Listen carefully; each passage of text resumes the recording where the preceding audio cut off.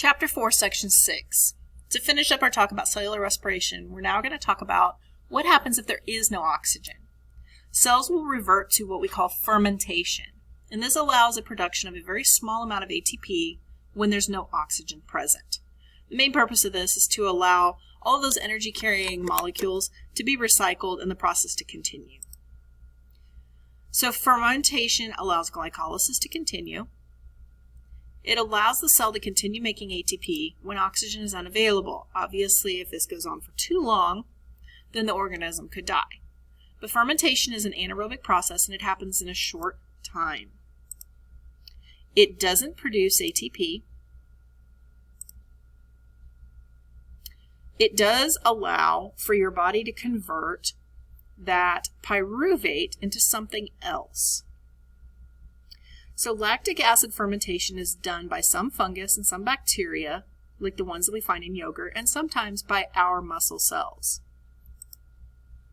Normally our muscles do cellular respiration like the rest of our bodies, using oxygen supplied by our lungs and the blood. However, under great exertion, like when you're running the mile, the oxygen supplied to the lungs and blood system can't get there fast enough to keep up with the muscles' needs. Our muscles can switch over and start doing lactic acid fermentation. In that process, the 3-carbon pyruvic acid molecules are turned into lactic acid. The presence of lactic acid in yogurts and buttermilks is what gives those things their sour taste. And it's the presence of that lactic acid that builds up in your muscles or the morning after that's what makes them so sore. Once our muscles form lactic acid, they're not equipped to do anything else with it. So until it's just gradually washed away by the bloodstream and carried to the liver, which is able to get rid of it, our overexerted muscles will feel stiff and sore even if they haven't been physically injured. Now when we talk about breathing, when you run, there's a correct way to breathe. You breathe in through your nose, out through your mouth.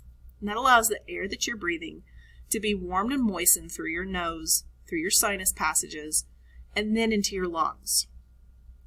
That keeps your lungs from being shrunken up by the cold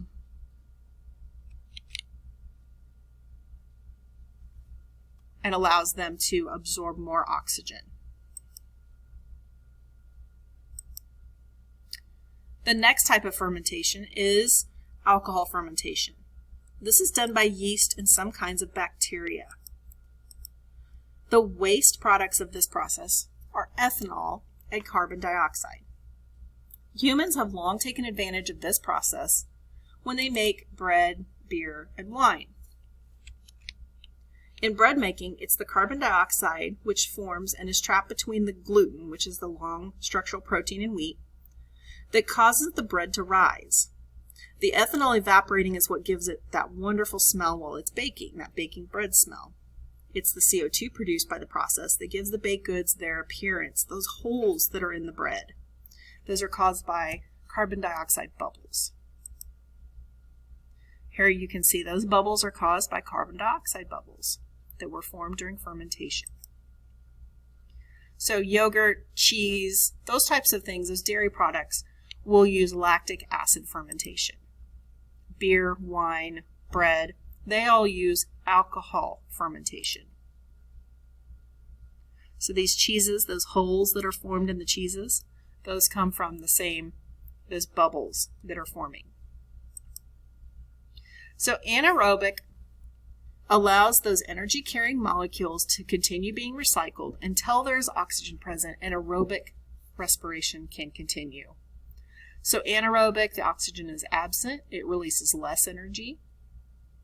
It can produce lactic acid and energy, or ethanol, carbon dioxide, and energy. Glucose is not completely broken down, it's just recycled, and this occurs in the cytoplasm of the cell. So questions. What event begins the Krebs cycle? The Krebs cycle itself actually begins when acetyl-CoA combines with a 4-carbon molecule called oxoallicete. This produces citric acid, which has 6 carbon atoms. This is why the Krebs cycle is also called the citric acid cycle. So where does glycolysis occur? This takes place in the cytoplasm.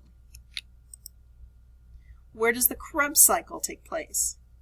Within the mitochondrion, the Krebs cycle or the citric acid cycle occurs in the mitochondrial matrix, and oxidative metabolism, which is also called aerobic metabolism, aerobic respiration, cellular respiration, those occur at the internal folded mitochondrial membranes, which we also call the cristae. What are the products of cellular respiration? The main product of cellular respiration is ATP. The waste products include carbon dioxide and water. What are the differences between the products of aerobic and anaerobic respiration?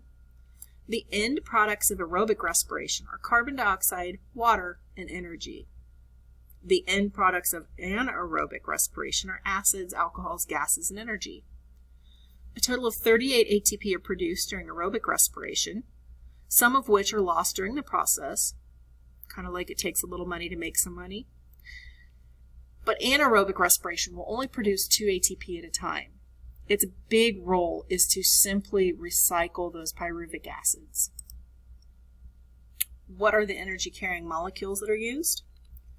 ATP, obviously, NADH, and FADH2. How many ATP are made and at what point are they generated at? Glycolysis produces 2 ATP. The Krebs cycle produces 2 more.